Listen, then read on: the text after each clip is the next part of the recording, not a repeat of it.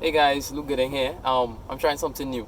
Alright? So before we go anywhere, it's new and it's free. So subscribe one time. I wanted to do like some travel videos or whatever to showcase the country, and I realized I'm missing a lot of the beauty by just looking at the physical aspects, but the history is so rich in a lot of places. So I'm showcasing today my favorite place on earth, Chaguaramas. I'm calling this series Trini Trods. I'd love some feedback. I'd love you all to subscribe. I'd love you all to share. Just positive vibes. And I really, really hope you all enjoy this video.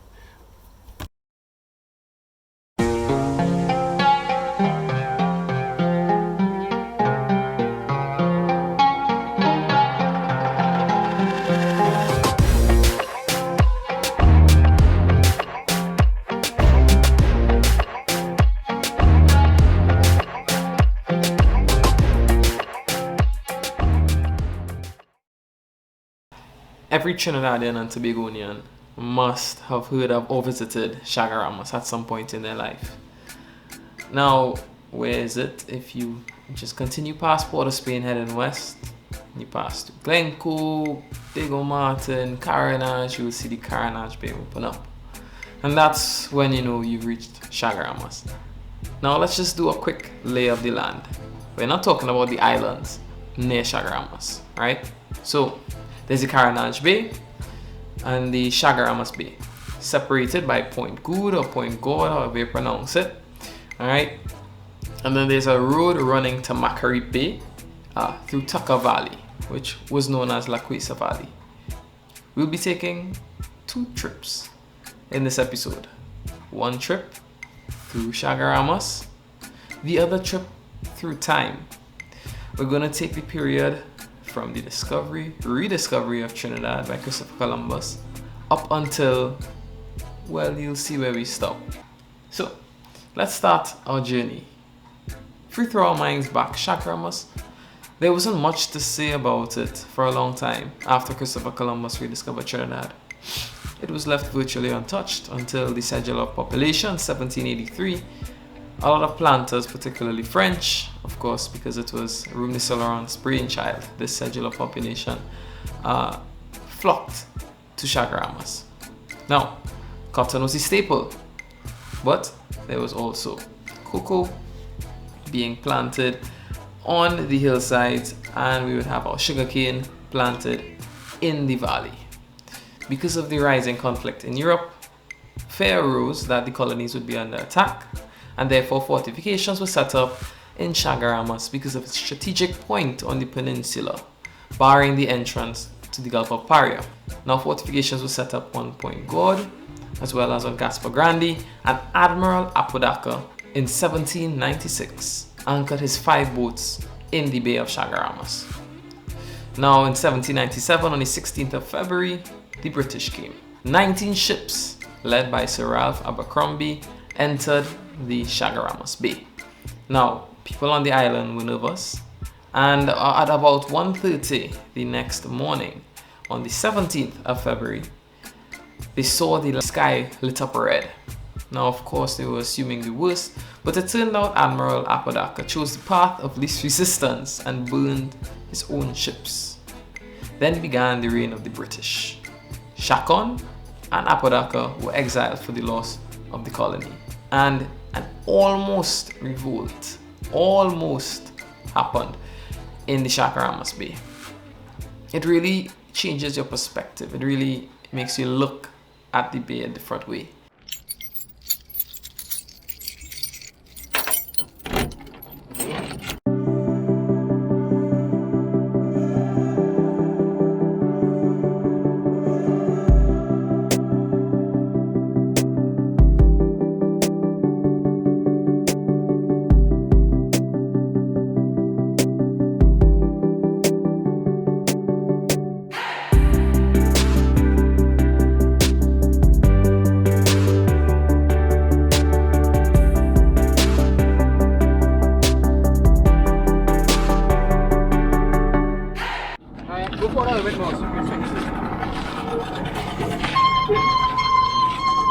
I'm telling you, I could. Hey, watch my form now.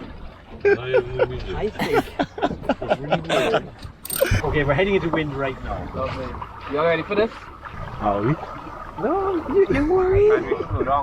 Look at stack buckle long. Joshua was here. Yeah. Everything wrong, man. You see how I do it. Oh, goodness.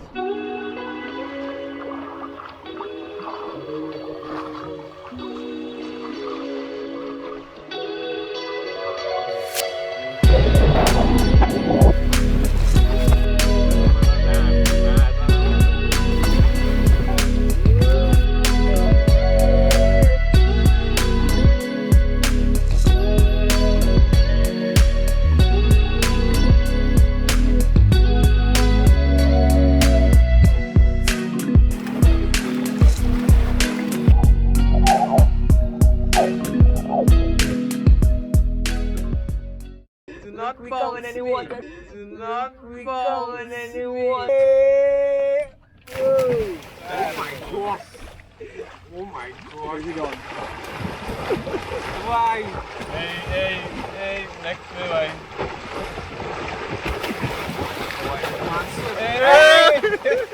Now, speaking of an almost revolt, in 1806, not more than a decade after the British took over the colony of Trinidad, an almost revolt happened, and this was planned and almost executed in Chaguaramas, where the slaves planned to kill the planters, their wives, their children. But the plan was discovered, the ringleaders, their ears were cut off, and they were exiled. We're now around the 1850s when a gentleman named William Sanger Tucker touched down. Now, he was the liaison between anything to do with Venezuela and Trinidad trade, and his is a story of a love affair. Essentially, he found a girl that he found interesting in La Cuesta Valley on Prospect Estate. Now, her father had some debt. So, what did Tucker do? He married the daughter, took over the father's expenses, and soon there were endless fruit trees and plantations prospering through the valley. And he built the track from Macarip to Chaguaramas Bay. Alright? And that's why he named it Tucker Valley. Alright, going for a little trip, guys. I just want to show you all the rest of the area.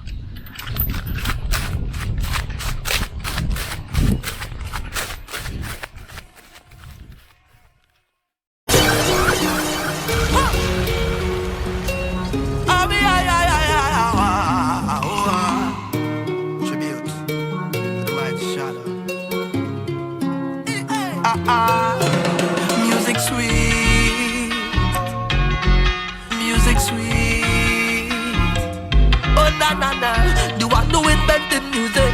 Got to be terrific, got to be the one who created the sun and the trees, rivers and seas. So talk for my sweet Caribbean breeze. Feel the love when the wind start blow to the leaves. Nobody leaves with a low. Stay high, beg to come back please. Tourists all over the world feel a natural mystic in a place that's so simplistic, but the culture so damn eccentric. And with this kind of show from history, it's a mix of the word that define we. But it's the next kind of beat that we beating, and now we strength when we palms and feet it. Thank God we can tell this story, and now we live see the joy and glory. Through the songs of soca that build we. Now everybody sing it out in a big train. Down there. Oh. Yeah, the pool's very busy. Right, reppin'. Lionel. He's coming. What? Speaking of love affairs, William Tucker had a business partner named Edgar Tripp. He was the one who actually pioneered electrical development in Trinidad. He fell in love with Tucker's daughter. Her name was Amelia Tripp. Now, unfortunately, she died at the age of 23. But for anyone who's driven down the road leading to Macarip, you would notice there's a church there called St. Chad's Church, and her gravestone is actually there. If you read the inscription, you would see that it's quite interesting. Bright be the place of thy soul, no lovelier spirit than thine, airbrushed from its mortal control in the orbs of the blessed to shine.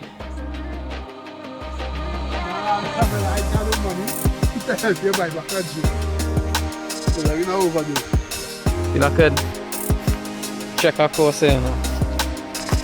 Bro, yeah, real overgrown now. We standing on dead bodies, boy. I find that real fresh though.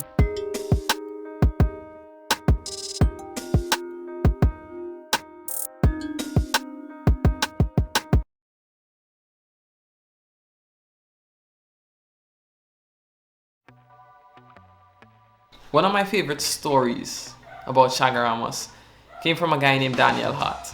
He was the superintendent of the Carrera Island prison.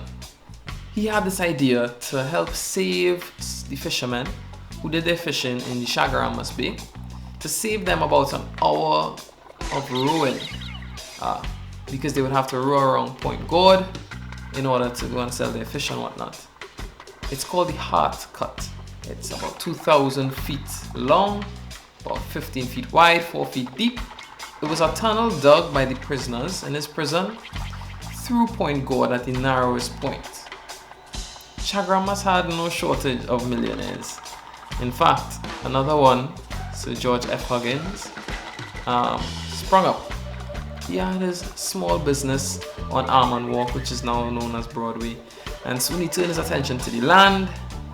He had plantations in Chaguaramas, in Tacarigua, had his business in South called George F. Huggins and Company, and actually his house, which is called now a ruin, of course, is located in Chaguaramas near Salmon Park. So you're going hiking. I'm sure you're real hikers. Let's do it, Nicholas. Show them. We have on their feet there. Slippers. Just show them. Slippers. We outside. Ethan, I know you're exhausted already, you know. I know you're paid enough for this, or at all. What? Right, but whatever. Go left, go. These men don't even know where they're going, but they can't many bush. Go left, go left. You remember coming down here? Dan, I'm explaining something tonight. You could smell as you right. See, I don't lead all the astray. Guys, hire me. I know how I'm going. I know the ruins are stairs in my house.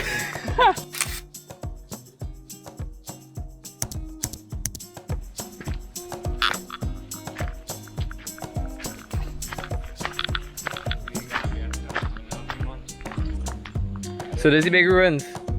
Well, watch. Right, so this is stairs, Joshua, the stairs. Well, somebody put that there, I can't. Joshua, swing for the vlog. We are yell too. Yeah, you know, Tarzan had the ass. Joshua. Don't bring down that, nah, don't bring down that branch one up, yeah? Alright, go, it's stable. Come on, let me see it. Slide down. Right there, good. By the time you reach further down, it'll go. I real scared of that behind me.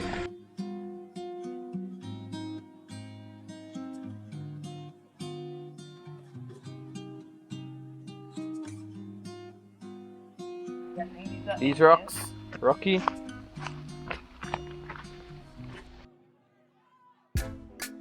Now, George F. Huggins has a long list of accolades. First up, it's Sir George F. Huggins. He was knighted. He helped found the Guardian newspaper. The Trinidad and Tobago Chamber of Industry and Commerce inducted him into their Hall of Fame in 2007. And in the 70s, Neil and Massey acquired the assets of his company. So his legacy lives on. But perhaps most notably for this video, he helped change Chaguaramas into sort of like a tourist destination. He did so by constructing the Macquarie Hotel, a massive 40-room structure that he marketed towards the international audience as a place with excellent swimming and great amenities.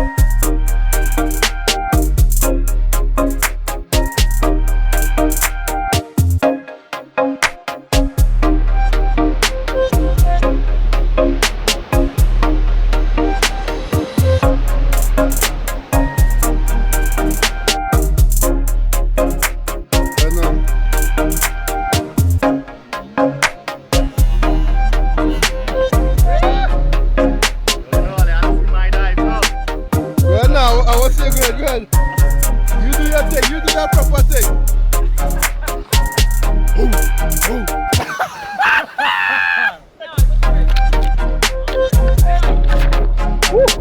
Don't get to the cricket. I'm telling you.